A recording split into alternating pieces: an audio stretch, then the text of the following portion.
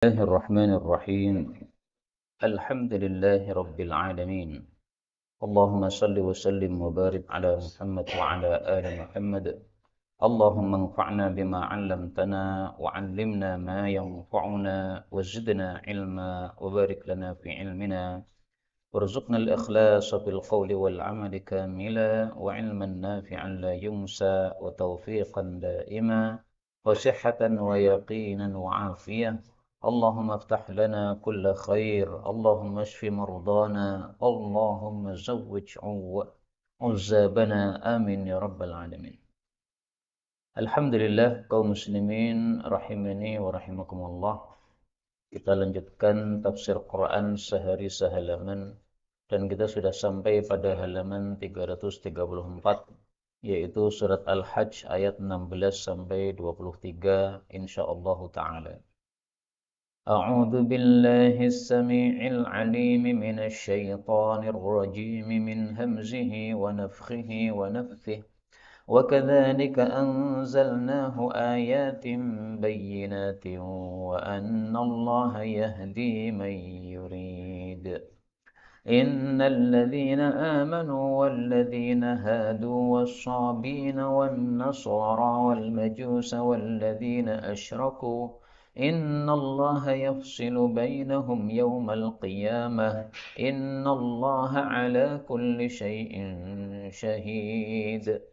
ألم تر أن الله يسجد له من في السماوات ومن في الأرض والشمس والقمر والنجوم والجبال والشجر والدواب وكثير من الناس وكثير حق عليه العذاب ومن يهن الله فما له من مكرم إن الله يفعل ما يشاء.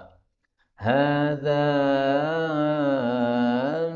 خصمان اختصموا في ربهم فالذين كفروا قطعت لهم ثياب من نار يصب من فوق رؤوسهم الحميم يسهر به ما في بطونهم والجلود ولهم مقامع من حديد كلما أرادوا أن يخرجوا منها من غم أعيدوا فيها وذوقوا عذاب الحريق. إن الله يدخل الذين آمنوا وعملوا الصالحات جنات تجري من تحتها الأنهار يحلون فيها من أساور من ذهب ولؤلؤا ولباسهم فيها حرير. الحمد لله رب العالمين. اللهم ارحمنا بالقرآن آمين. Kaum muslimin rahimani wa rahimakumullah, pada ayat-ayat yang kita baca ini ada beberapa kata yang boleh dibaca dengan dua bacaan. Yang pertama, wasabiin, boleh dihilangkan hamzah menjadi wasabin. Terjemah tidak berubah. Kemudian pada ayat yang ke-19, hadzani, nunnya boleh ditasydid sehingga dzanya harus panjang. Hadzani, 6 harakat. Kemudian pada ayat yang ke-23, as-salihati jannat, tak ketemu jim boleh idgham menjadi as-salihat jannat. Kemudian walu'lu'a, hamzah pertama diganti wawu boleh, walu'lu'a. Ini semua qiraah mutawatirah, sumbernya dari Sayyidina Rasulullah sallallahu alaihi wasallam. Adapun tafsirnya secara ringkas, setelah Allah menjelaskan beberapa ayat yang lalu, maka Allah mengatakan wa kadzalika, dan seperti itu, yaitu seperti ayat-ayat yang kemarin sudah dibacakan, anzalnahu, kami menurunkan Quran berupa ayatin, ayat-ayat bayyinatin yang jelas-jelas. Wa annallaha, dan bahwasanya Allah itu yahdi, memberikan hidayah, may yurid, kepada siapapun yang Allah kehendaki. Ayat ini menunjukkan dua hal. Pertama, semua ayat Quran itu jelas. Dan ini terbukti. Kita orang Jawa, tapi bisa paham Quran. Buktinya kita bisa pelajari tafsir Quran. Berarti paham Quran. Maka ini seperti yang disebutkan oleh Allah bahwa Quran itu dimudahkan untuk dipahami. Walaqad yassarnal Qur'ana lidzikri. Sungguh Quran itu kami mudahkan untuk dipahami dan dibaca. Demikian dalam tafsir Qurtubi. Surat Al-Qamar ayat 17 dan diulang sampai 4 kali dalam surat ini. Sungguh-sungguh kami telah mudahkan Quran untuk dibaca dan untuk dipahami. Kenapa mudah? Ya karena bayinat, jelas. Yang kedua, ayat ini menunjukkan bahwa Allah hanya memberikan hidayah kepada orang-orang tertentu. Tidak semua orang dikasih hidayah. Maka yang berhak memberikan hidayah Allah. Nabi Muhammad tidak bisa memberikan hidayah. Allah Subhanahu wa taala menyebutkan tentang paman beliau yaitu Abu Talib yang tidak dapat hidayah padahal Nabi sallallahu alaihi wasallam sudah berusaha kasih hidayah. Surat Qasas ayat 56. Innaka la tahdi man ahbabta. Kamu tidak kasih hidayah, tidak bisa kasih hidayah orang yang kamu cintai. Walakinnallaha yahdi man yasha. Tapi Allah itulah yang memberi hidayah kepada siapapun yang Dia kehendaki. Kalau tadi disebutkan may yurid, kalau di sini disebutkan mayyasha, tapi artinya sama. Ya. Jadi Allah memberikan hidayah kepada siapapun yang dikehendaki oleh Allah. Allah tidak kasih hidayah kepada Abu Talib, maka Abu Talib mati kafir. Nabi Muhammad SAW nggak berhasil memberikan hidayah kepada Abu Talib. Maka Allah katakan wa huwa a'lamu bil muhtadin. Allah lebih paham siapa orang-orang yang berhak mendapatkan hidayah. Maka kita ini harus bersyukur kepada Allah. Kita bukan orang Quraisy, orang biasa, orang Jawa, nggak ada keturunan nasab kepada Nabi SAW, tapi dikasih hidayah oleh Allah Subhanahu wa taala. Ada orang nasabnya kepada Nabi yaitu Bani Hashim sama, tapi kafir, ada. Bani Hashim tapi fasik, ada. Jadi tidak dijamin bahwa kalau keturunan Bani Hashim pasti muslim semuanya, enggak. Ada juga yang kafir. Na'udzubillahi min syarri dzalik. Kemudian ayat 17 Allah mengatakan innal ladzina amanu, sesungguhnya orang-orang yang beriman, walladzina hadu, dan orang-orang Yahudi, wasabiina, dan orang-orang sabi penyembah malaikat, wan nasara, dan orang-orang Nasrani, wal majusa, dan orang-orang Majusi penyembah api, walladzina asyraku, dan orang-orang yang syirik penyembah berhala. Semua itu innallaha, sesungguhnya Allah, yafsilu, akan memberikan hukum bainahum, di antara mereka, yaumal qiyamah, besok pada hari kiamat. Innallaha, sesungguhnya Allah, ala kulli syai'in, atas segala sesuatu, syahidun, maha menyaksikan. Ayat ini bicara tentang agama-agama yang berbeda-beda. Ternyata Allah tidak akan membiarkan perbedaan ini berlanjut sampai akhirat. Perbedaannya cuma di dunia. Nanti di akhirat akan dipisahkan oleh Allah. Ini yang benar masuk surga, yang salah masuk neraka. Ada agama iman, yaitu agama Islam, tauhid. Ini orang-orang mukmin pengikut Nabi Muhammad SAW, termasuk kita ini. Ada agama Yahudi. Ini sebenarnya dulu orang Muslim Yahudi itu. Orang Yahudi disebut Yahudi karena mereka dulu di masa Nabi Musa mengatakan inna hudna, sesungguhnya kami tobat kepadamu ya Allah. Jadi nama Yahudi dulu itu baik. Yahudi berarti orang-orang yang tobat. Tapi setelah Nabi Musa wafat, nah kemudian mereka menyimpang. Nah Yahudi sekarang ini bukan Yahudi di masa Nabi Musa alaihissalam. Dulu Yahudinya Nabi Musa itu orang-orang Muslim. Sekarang Yahudi yang dimaksud dalam ayat ini Yahudi-Yahudi kafir itu. Demikian juga Nasara, juga begitu. Mereka disebut Nasara karena dulu ditanya oleh Nabi Isa, siapa yang ansori ilallah, akan menolong saya untuk dakwah kepada Allah. Mereka katakan, nahnu ansarullah. Kami penolong-penolong untuk dakwah kepada Allah. Maka disebut Nasara. Jadi Nasara zaman dulu adalah orang-orang Muslim, pengikut Nabi Isa alaihissalam. Nasara sekarang, Nasara kafir. Kenapa? Karena Nabi Isa wafat, kemudian mereka jadi berpecah belah. Ada yang mengatakan Nabi Isa itu Tuhan. Ada yang mengatakan Nabi Isa anak Tuhan. Ada yang mengatakan Nabi Isa adalah salah satu dari 3 Tuhan. Nah, ini semuanya sesat, masuk neraka semua ini. Ada juga yang mengatakan Nasara, disebut Nasara karena tinggal di desa namanya Nasirah. Atau bahasa Indonesianya mungkin biasa disebut dengan nama Nasaret. Nah, wallahu alam, mana yang benar? Ya mungkin dua-duanya benar. Mereka yang memang tinggal di Nazaret dan mereka juga dulu pernah mengatakan nahnu ansarullah. Nah, tapi Nasrani sekarang kafir. Majusi penyembah api atau penyembah bulan atau penyembah matahari, pokoknya yang bersifat sinar itu diagungkan. Jadi api diagungkan, bulan karena punya sinar diagungkan, matahari diagungkan. Ini lama-lama nanti nyembah senter dan sebagainya. Ya. Karena juga ada Pak, sinarnya. Ya. Orang-orang musyrik, orang-orang yang menyembah berhala, seperti berhala Lata, Uzza, atau Waddan, wala tadharunna Waddan, wala Suwa'an, wala Yaghutha, wala Ya'uqa, wa Nasra. Ini nama-nama berhala yang disembah oleh orang-orang kafir. Nah, ini agama berbeda-beda ini oleh Allah dibiarkan di dunia, mereka berkembang masing-masing, tapi nanti di akhirat tidak akan dibiarkan oleh Allah Subhanahu wa taala. Di akhirat Allah akan yafsilu, memisahkan atau menghukumi di antara mereka. Bagaimana cara Allah menghukumi? Fariqun fil jannah wa fariqun fis sa'ir. Sekelompok masuk surga, yaitu orang-orang beriman. Sekelompok lagi masuk neraka, yaitu selain orang-orang beriman. Berarti semua ini Yahudi, Sobi'in, Nasoro, Majusi, Musyrik. Ini dianggap satu grup, yaitu grup kafir. Yahudi, Sobi'in, Nasoro, Majusi, Musyrik. 5. Tapi 5 ini namanya satu, kafir. Sementara Muslim namanya Muslim. Dalam hadis yang sahih disebutkan, bagaimana cara Allah menghukumi orang-orang ini besok di akhirat. Mari kita lihat. Ya. Rasulullah Shallallahu Alaihi Wasallam bersabda, bahwasanya besok di akhirat, idza kana yaumul qiyamah, kalau sudah datang hari kiamat, adzana muadzin, akan ada seorang pengumum yang mengumumkan. Apa pengumumannya? Liyattabi' kullu ummatin ma kanat ta'bud. Masing-masing umat silahkan mengikuti apa yang dulu dia sembah. Nah, berarti yang menyembah matahari, ikuti matahari.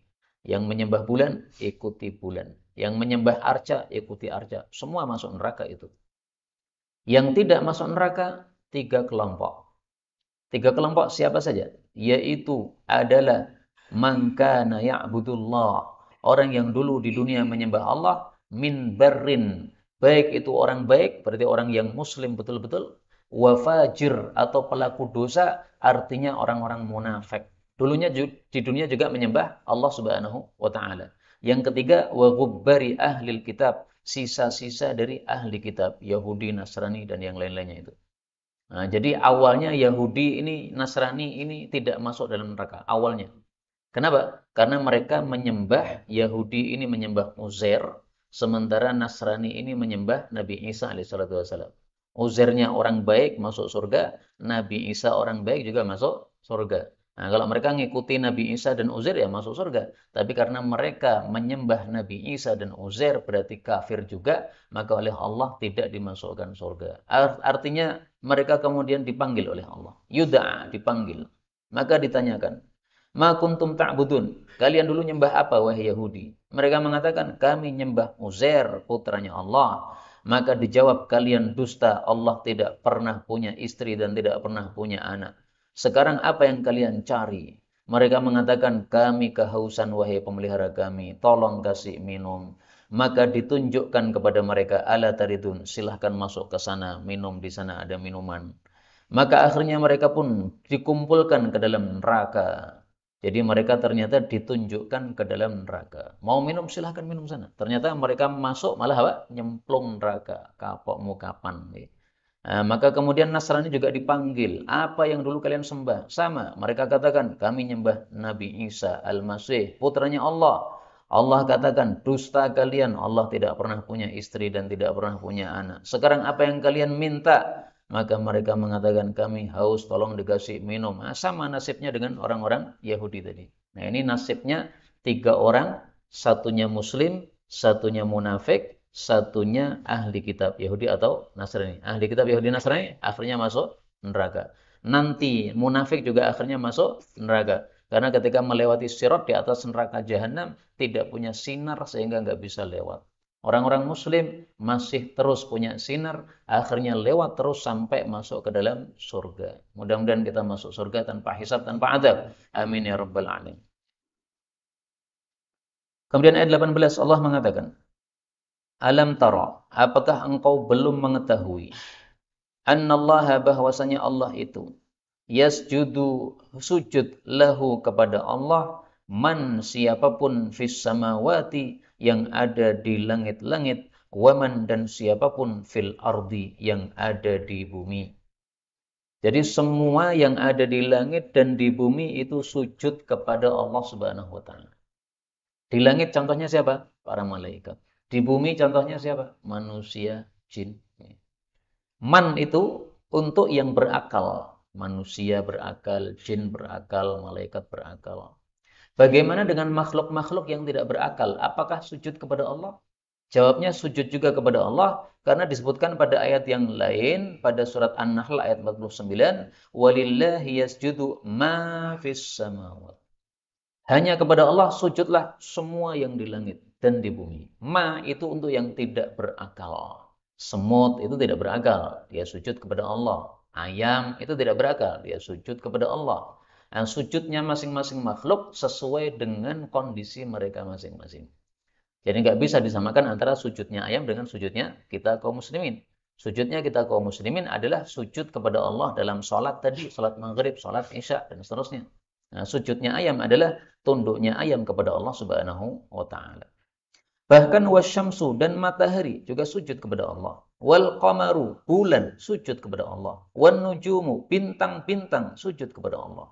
Wal jibalu gunung-gunung sujud kepada Allah. Wasyajaru pohon-pohon sujud kepada Allah. Wad dawabu binatang-binatang melata sujud kepada Allah. Wa katsirun dan banyak minan nasi dari para manusia. Ini maksudnya adalah orang-orang muslim yang dimaksud di sini. Wa katsirun dan ada banyak orang haqqa yang pasti alaihi terhadapnya al-adzab siksaan yaitu neraka. Ini maksudnya adalah orang-orang kafir. Jadi orang muslim dan orang kafir pun sujud. Bedanya kalau orang kafir sujudnya terpaksa. Kalau orang muslim sujudnya sukarela. Dan itu disebutkan dalam ayat yang lain. Tau'an wa karhan. Ya. Mari kita lihat ayatnya. Allah mengatakan walillahi yasjudu dan hanya kepada Allah Subhanahu wa taala sujud man fis samawati wal ardi siapapun yang ada di langit dan bumi tau'an ada yang sujudnya sukarela wa karhan ada yang sujudnya terpaksa. Yang tau'an ini orang-orang mukmin, wa karhan terpaksa ini orang-orang kafir. Maka ayat ini sama dengan ayat tadi yaitu wa katsirum minan nas banyak dari manusia sujud kepada Allah maksudnya orang-orang beriman. Banyak jumlahnya. Nah, kita ini kan banyak ini. Berapa orang yang nggak ngerti saya ini. Wa katsirun haqqa 'alaihil 'adzab. Tapi juga banyak orang yang pasti mendapatkan siksa. Tapi mereka pun juga sujud kepada Allah. Tapi sujudnya terpaksa. Sujudnya orang kafir terpaksa gimana? Yaitu tunduk kepada kehendak Allah. Allah katakan kamu mati. Dia mati. Nggak bisa menolak kematian. Itu sujud sama Allah. Kamu sakit. Maka dia sakit. Nggak bisa menolak sakit yang dikirim oleh Allah Subhanahu wa ta'ala. Ada orang naik mimbar ingin mencela Quran, tiba-tiba dikunci mulutnya oleh Allah, nggak bisa ngomong. Nah, itu sujud sama Allah dia. Sujud artinya apa? Tunduk kepada Allah Subhanahu wa taala, tapi terpaksa. Kemudian Allah Subhanahu wa taala mengatakan, "Wa may yuhinillah" dan barang siapa yang Allah hinakan, fama lahu maka tidak ada baginya mim mukrim, orang yang bisa memuliakannya. Artinya orang yang dihinakan oleh Allah dengan sebab dia kafir, tidak akan ada yang bisa menjadikan dia mulia masuk surga. Dengan kata lain, orang yang disesatkan oleh Allah tidak akan bisa diberi hidayah. Abu Talib termasuk mayyuhinillah, orang-orang yang Allah hinakan. Kenapa? Dimasukkan dalam neraka. Meskipun nerakanya paling atas, tapi termasuk hina karena di neraka.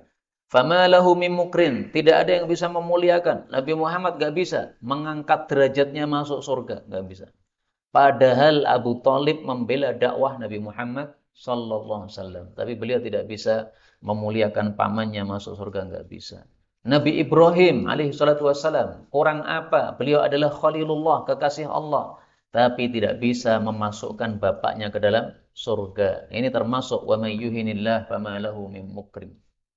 Nabi Nuh, Nabi Lut, istrinya masuk neraka. Suaminya, Nabi, nggak bisa menyelamatkan masuk ke dalam surga. Kenapa? Karena sudah dihinakan oleh Allah Subhanahu wa Ta'ala. Kemudian Allah katakan innallaha sesungguhnya Allah itu yaf'alu melakukan ma yasha apapun yang dia Allah kehendaki. Dan Allah tidak bisa diprotes. Ya Allah, kenapa bapaknya nabimu masuk neraka? Enggak bisa diprotes. Kenapa pamannya nabimu masuk neraka? Enggak bisa diprotes. Kenapa istrinya nabimu masuk neraka? Enggak bisa diprotes. Allahu latifun lima yasha. Disebutkan pada surat Yusuf ayat 100.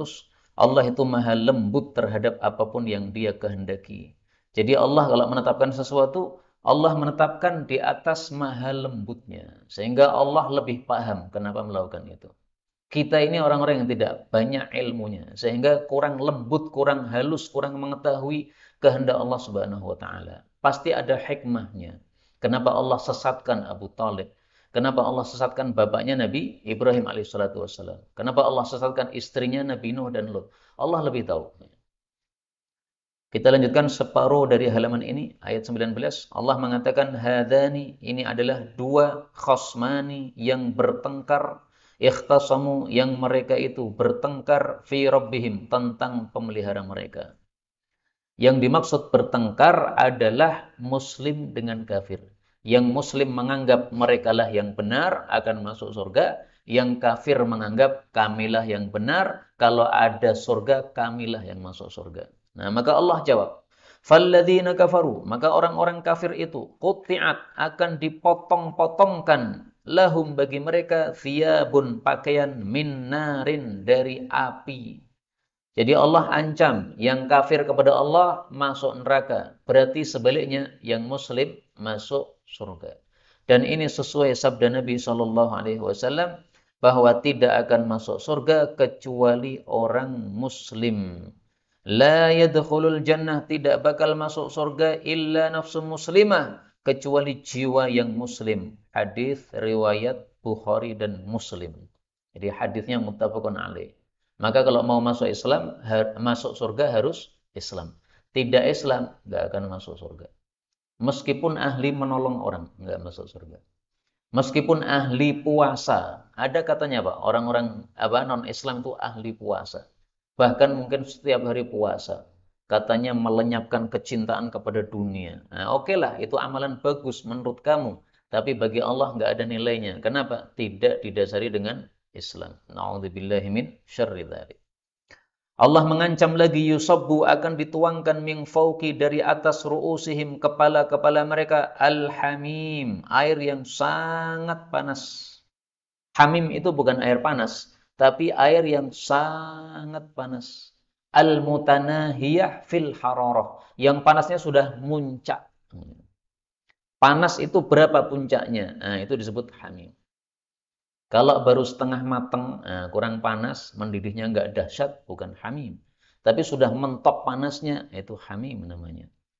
Di dunia ini, kalau air panasnya memuncak, itu tidak sama dengan air yang panasnya memuncak besok di akhirat. Beda. Karena disebutkan di sini, panas yang memuncak ini menyebabkan apa? Ayat 20, yusharu, dijadikan meleleh, bihi, dengan sebab air panas tadi, ma fi butunihim, apa yang ada dalam perut-perut mereka. Wal juludu, dan kulit-kulitnya juga meleleh. Jadi saking panasnya, sebab diminum, maka akhirnya isi perut ini semuanya meleleh. Adakah di dunia air panas seperti itu? Kita pernah membuat kopi, kemudian lupa ini masih panas, langsung diminum. Yang kopong apa? Lidahnya saja. Itu pun nggak meleleh, ya tak? Cuma kasar-kasar, ya, kita mengatakan kobong, okay? Tapi sebenarnya nggak kobong, nggak meleleh. Ini sampai meleleh, Pak. Lidahnya sudah nggak ada lidahnya lagi, udah meleleh, udah. Kemudian sininya, usus-ususnya sudah meleleh semuanya. Okay?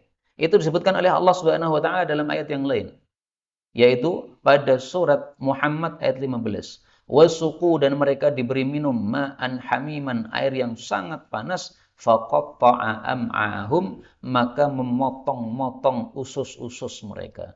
Ususnya sampai brodol, kalau istilahnya yang lebih mantap nih. Jadi yusharu ini dulu saya mendapatkan arti dibrodolkan gitu. Tapi kalau dalam tafsir memang yudzabu, ya, dilelehkan gitu. Mungkin maksudnya supaya lebih dahsyat, diartikan oleh guru saya dulu, dibrodolkan. Mang meleleh brodol semuanya. Ya terjemah gitu nggak salah, sama saja meleleh atau brodol. Kemudian kulit-kulitnya juga meleleh. Nah, pernahkah kita ngambil kopi panas, kemudian kita dekatkan pada wajah kita, kemudian wajahnya meleleh? Nggak pernah kan? Nah, itu panasnya, dahsyatnya di neraka sampai begitu. Akan diminum, maka begitu didekatkan kepada wajah, ini bibirnya meleleh. Kalau ndomble tambah ngeri tentunya. Kemudian wajahnya ini semuanya meleleh. Dan itu disebutkan oleh Allah pada surat yang lain. Ya. Pada surat Al-Kahfi ayat 29. Yughathu bima'in. Mereka dikasih minum dengan air. Kalmuhli seperti kotoran minyak. Yaswil wujuh. Yang membakar wajah-wajah mereka. Ay yahrikuha maksudnya menyebabkan wajahnya terbakar. Idza ahwa liyashrabah. Kalau dia sudah mendekat untuk meminumnya. Jadi kopi didekatkan menyebabkan apa? Meleleh kulit-kulitnya ini. Masya Allah. Ini mengerikan sekali. Ini bukan sesuatu yang kita temukan di dunia. Ini hanya ada di akhirat. Kemudian Allah katakan, walahum dan bagi mereka maqami, cambuk-cambuk min hadidin, dari besi. Jadi maksudnya orang-orang yang ada di neraka sudah disiapi oleh Allah dengan cambuk-cambuk besi. Nah, sehingga mereka tidak mungkin bisa keluar. Bagaimana bisa keluar? Sudah ada yang menjaga. Yang menjaga siapa? Para malaikat. Dalilnya apa? Dalam Al-Quran, surat Al-Muddathir. Allah mengatakan, وَمَا جَعَلْنَا أَصْحَابَ النَّارِ إِلَّا مَلَائِكَةً. Dan kami tidak menjadikan penghuni-penghuni atau penjaga-penjaga neraka kecuali adalah para malaikat. Ashabun nar di dalam ayat-ayat yang lain artinya adalah penghuni neraka.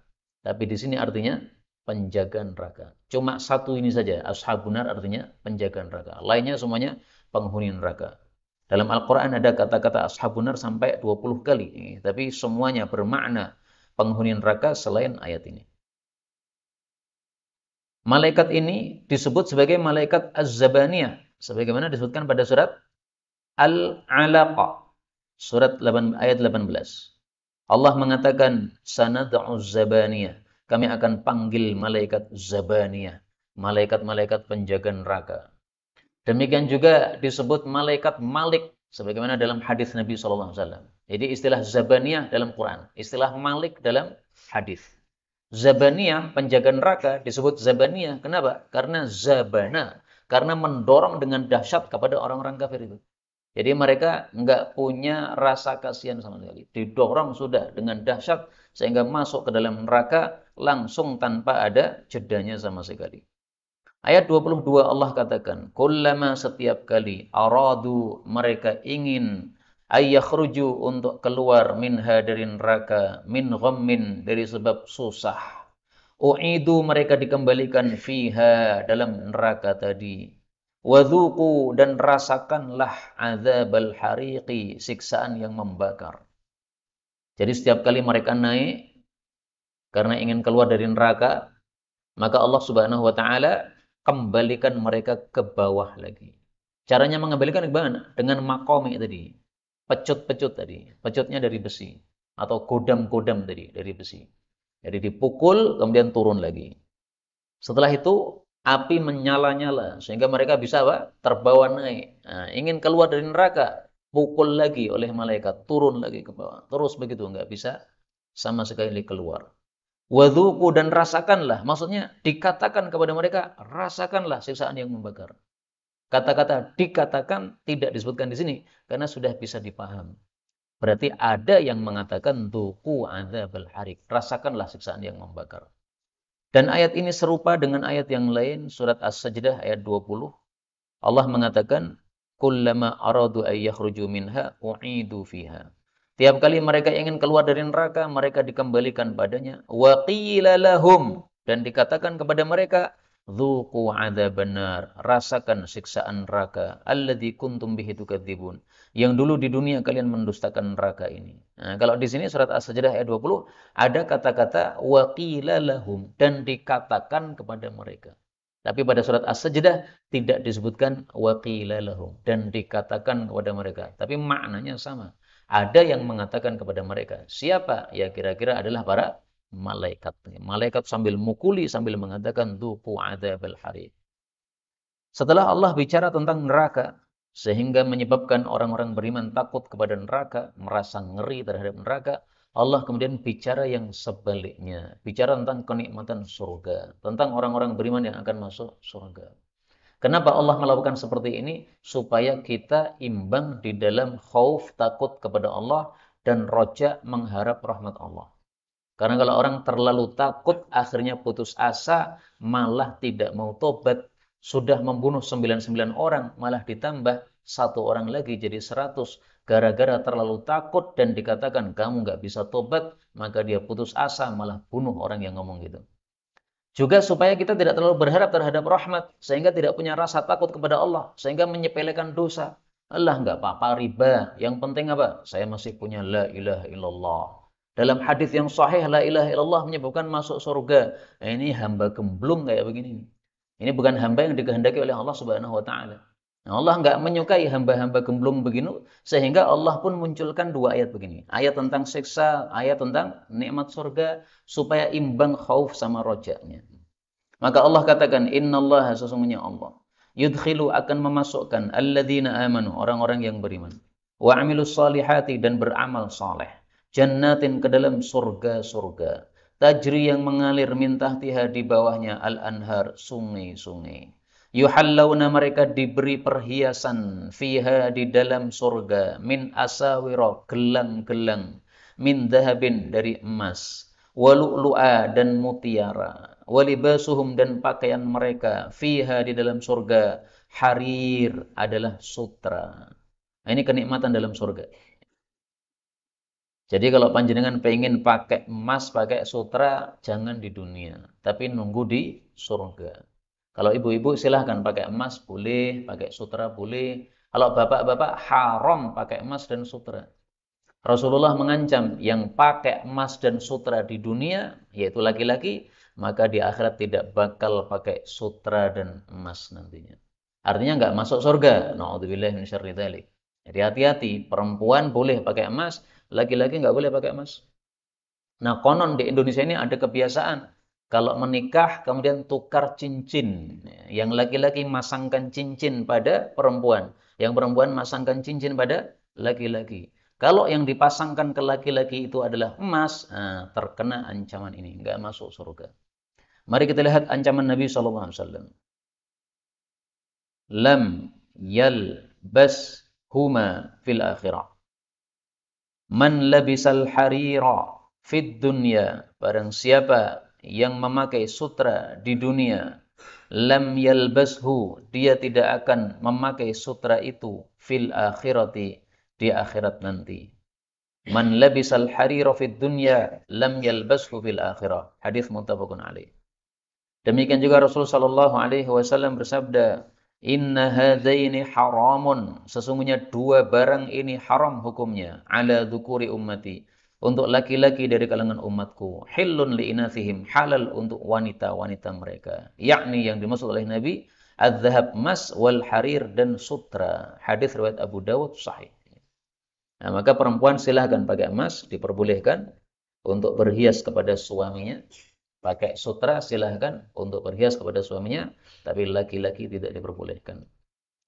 Sebagai penutup kita ambil beberapa pelajaran dari ayat terakhir ini. Pelajaran yang pertama, syarat untuk masuk surga dua. Yang pertama adalah iman, kedua adalah amal soleh. Maka dua ini nggak bisa dipisahkan. Iman tidak diterima kalau tanpa amal soleh. Amal soleh tidak diterima kalau tanpa iman. Iman, mengucapkan la ilaha illallah, itu adalah miftahul jannah, kunci surga. Tapi kunci harus ada gigi-giginya. Nah, gigi-giginya itu adalah amal soleh. Maka orang mengatakan la ilaha illallah tapi nggak mau sholat, sama dengan bawa kunci tanpa gigi-gigi. Mau dibuka pintu surga nggak akan terbuka, malah muter kuncinya nggak akan membuka. Maka harus amal soleh. Kemudian pelajaran kedua, jannatin, surga-surga. Berarti surga tidak cuma satu. Seperti sabda Nabi, jinanun katsira. Jannah itu banyak macamnya. Yang paling tinggi adalah jannah Firdaus, dan kita minta kepada Allah kita masuk jannah Firdaus. Amin ya rabbal alamin. Faedah berikutnya, al-anhar, dalam surga sungainya banyak. dan itu disebutkan dalam surat Muhammad. Nanti dilihat, ada sungai air, ada sungai madu, ada sungai susu, ada sungai khamr. Faedah berikutnya disebutkan di sini asawira, gelang-gelang min dahabin, dari emas. Dalam hadis yang lain disebutkan ada surga yang serba emas, ada surga yang serba perak. Artinya ada dua tingkatan. Tingkatan emas itu yang tinggi, tingkatan lebih rendah lagi adalah yang perak. Mudah-mudahan kita masuk yang tingkatan emas. Amin ya rabbal alamin. Kemudian di sini dikatakan walibasuhum fiha harir. Mereka diberi oleh Allah Subhanahu wa taala sutra. Di dalam ayat yang lain disebutkan sutra ada dua macam. Min sundusin, ada sutra tipis, wa istabroqin, sutra tebal. Sebagaimana kita di dunia perlu baju tipis untuk kondisi kita supaya nyaman ketika musim panas misalnya. Perlu baju tebal ketika musim dingin. Tapi di surga tidak ada musim yang menyebabkan kita kedinginan atau kepanasan, tidak ada. Tapi dilengkapi oleh Allah dengan baju yang bermacam-macam. Inilah kenikmatan surga. Maka kita berdoa kepada Allah Subhanahu wa taala, Allah menerima amal saleh kita sampai kita mendapatkan husnul khatimah dan masuk surga tanpa hisab, tanpa adab. Amin ya rabbal alamin. Wallahu a'lam bissawab. Walhamdulillahi rabbil alamin.